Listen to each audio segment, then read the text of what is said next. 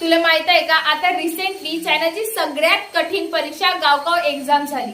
हे एक्झाम जवळपास 1,30,00,000 स्टुडंट देतात। पेपर लीक नाही झाला पाहिजे म्हणून पेपर सेटरले एका कॅम्प मध्ये ठेवले जाते। तिथं इंटरनेट पण बॅन राहते। एक्झामच्या दिवशी स्टुडंटले फ्री बस प्रोव्हाइड केल्या जाते आणि विद्यार्थ्यांची चेकिंग रेडिओ फ्रिक्वेन्सी डिटेक्टरनी केली जाते। स्टुडंटले पेपर सोडवताना डिस्टर्ब नाही झालं पाहिजे म्हणून आसपासचे कन्स्ट्रक्शन आणि रोड ब्लॉक केले जातात। सांग किती कठीण परीक्षा असेल ना हे। या कोणत्याच परीक्षा कठीण नसत बाई।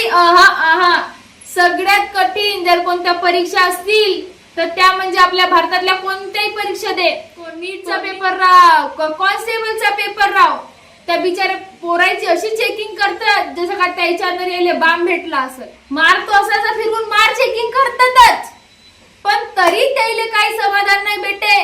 मार त्या पोरायचे कपडे फाडतात, ते त्या चैनी न गिनी फाडतात। सांग किती कठीण परीक्षा राहते म्हणजे आपल्या भारतातल्या। सांग तू काल तुझ्यामध्ये चेकिंग झालीच नाही पाहिजे। अव बाई, कोणतीही परीक्षा राव, चेकिंग महत्वाची आहेच। चेकिंग करा ना तुम्ही विद्यार्थ्यांची, पण माझं म्हणणं असं आहे जेवढ्या कठीण पद्धतीनं तुम्ही त्या विद्यार्थ्यांची चेकिंग करता तेवढ्या कठीण पद्धतीने तुम्ही आपल्या मॅनेजमेंट काम नाही ठेवा। पेपर लीक कसे होतात मी हा म्हणणं आहे। सांग बाय बाय, तराजू तेव्हा स्थिर राहते जेव्हा तराजूच्या दोन्ही बाजूले समान वजन राहते, समजलीस?